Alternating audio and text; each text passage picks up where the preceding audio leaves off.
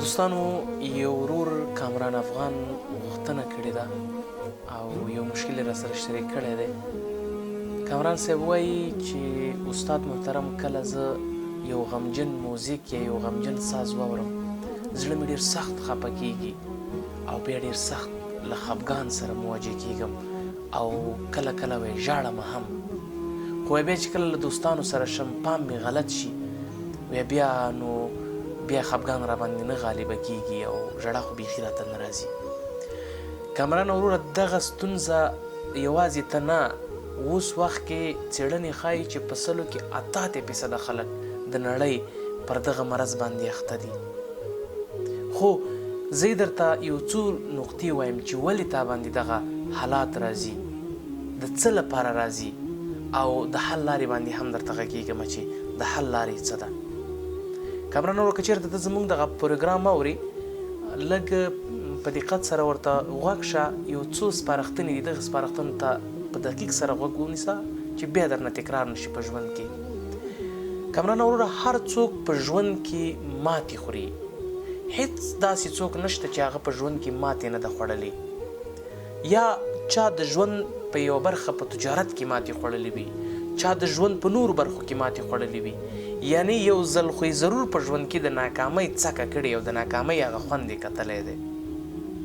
تا ته چې خفګان درځي ممکن ستا زړه چا ازار کړی وي، ممکن ستا زړه چا مات کړی وي، ممکن ستا هیلو ته چا رسیدګي نه وي کړې، ممکن ستا هیلې مړې شوي وي.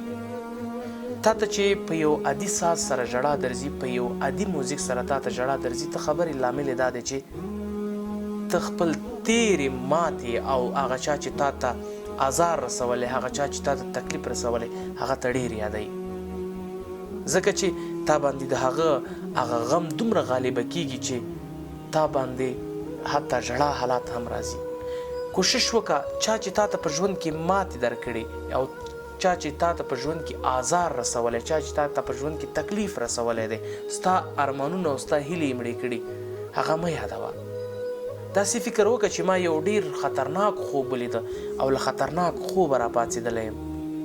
او که ته چېرته هغه تیره ماتې یادوي او هغه تیره ماتې باندې بیا فکر کوي، دا په یاد ولره چې هغه فکر چې ته په تیره ماتې یادوي هغه ستا په زړه باندې مستقیما اغېزه غورځوي او ستا د زړه دغه پردې نری کوي چې د پردې د نری کولو څخه وروسته ستا زړه ډېر نری کیږي او په ډېر یو عادي خفګان وروسته به هم تا ته ژړا درځي او ستا زړه به ډېر شدید درد کوي. دوهمه خبره دا ده وروره، کوشش وکړه چې په هیڅ وخت کې تنها مه کښېنه او ځان ژورو خفګانونو ته مه ورکوه. ځان ضرور له یو څه سره مشغول ساته، که هغه دوستان وي، که هغه ستا پرسونل تینګس وي، مثلا شخصي شیان دي وي، که کمپیوټر وي په کمپیوټر کې ځان مصروف کړه، که په موبایل کې ځان مصروف کړه، که کیمره وي که په کیمره کې ځان مصروف کړه.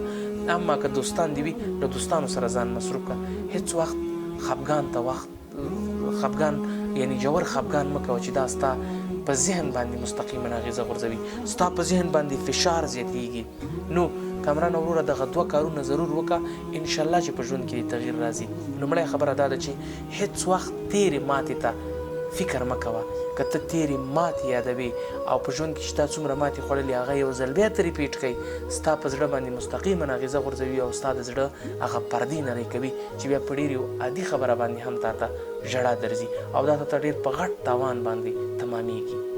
هغه چا چې تا ته ماتې درکړې هغه په هیڅ صورت کې مه یادوه او هغه ماتې داسې فکر وکړه چې تا یو دروند او تا یو تر ټولو تریخ خوب لیدلی، دا د هماغې خوب لامل دی چې زه ته ووایې چې زه اوس راپاڅېدم او یو تریخ خوب مې ولیده.